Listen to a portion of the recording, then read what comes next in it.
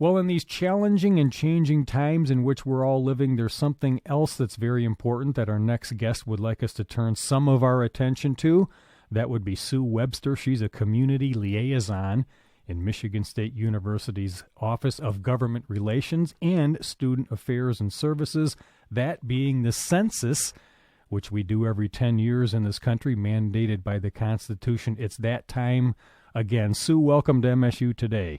Thank you very much. So start by, what is the census? It only comes around every 10 years. We may all not be as in tune to what it is as we should be. What is it? So the census essentially is a count of every single person in the United States.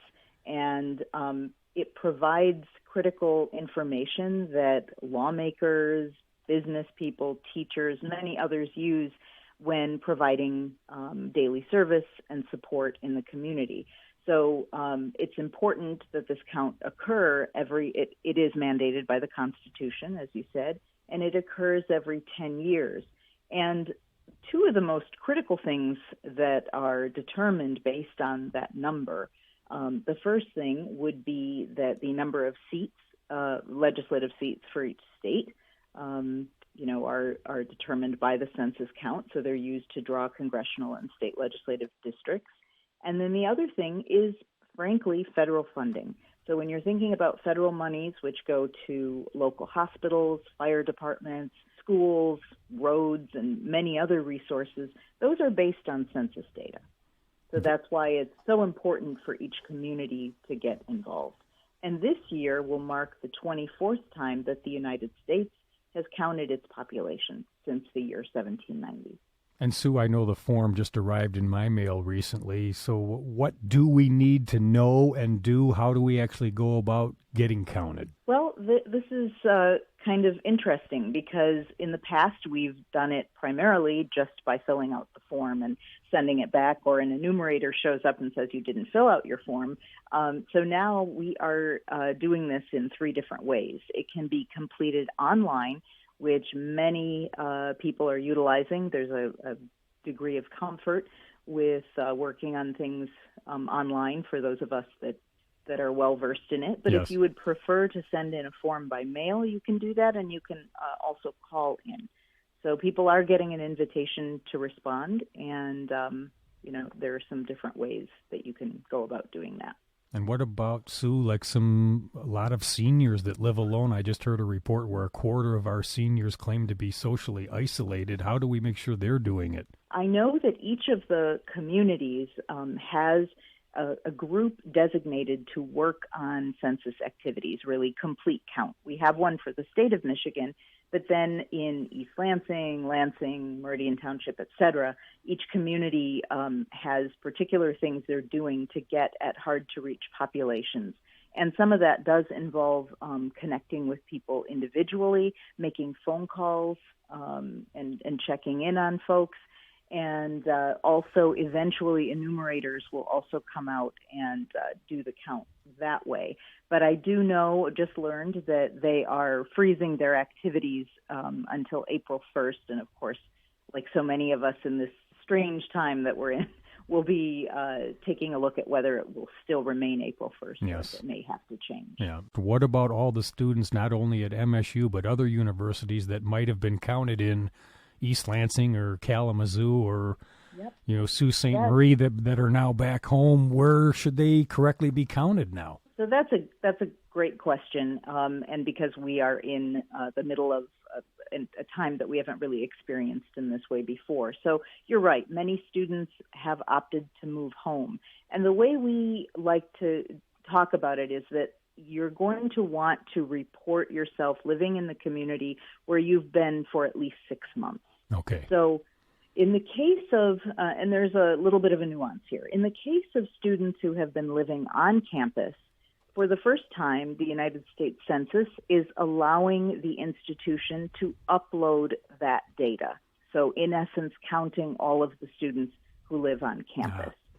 So even if they've moved home, they will be counted as having been here. Okay. Now, we have students who live off campus. Right. And they may have opted to go home or whatever. And we want them to be aware that they should count themselves still living in this particular community because they've been here for 6 months or more.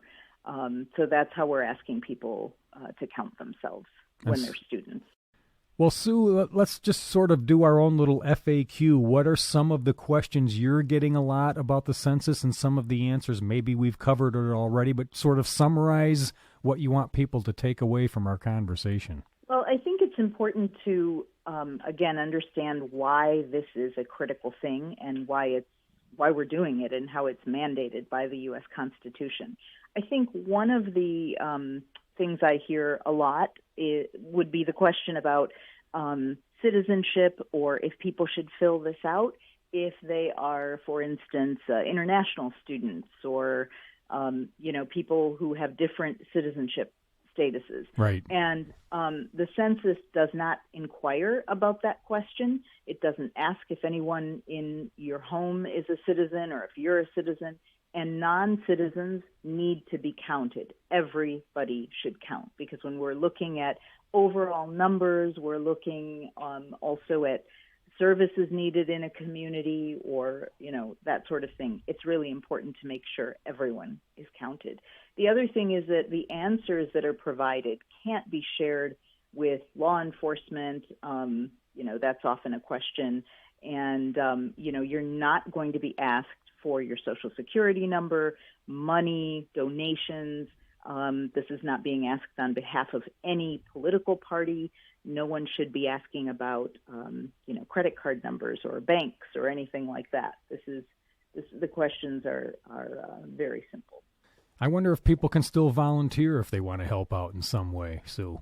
Absolutely. They can certainly do that. And I would recommend, if you're thinking about your own community, to contact your local municipal office.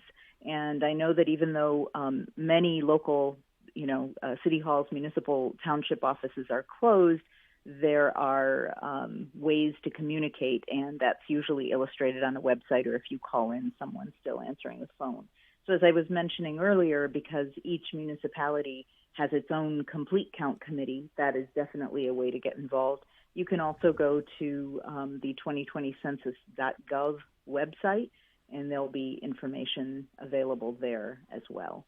I would also want to mention that Michigan State University has its own census page as well, and that's another good place to get excellent information, and that's msu.edu/census2020.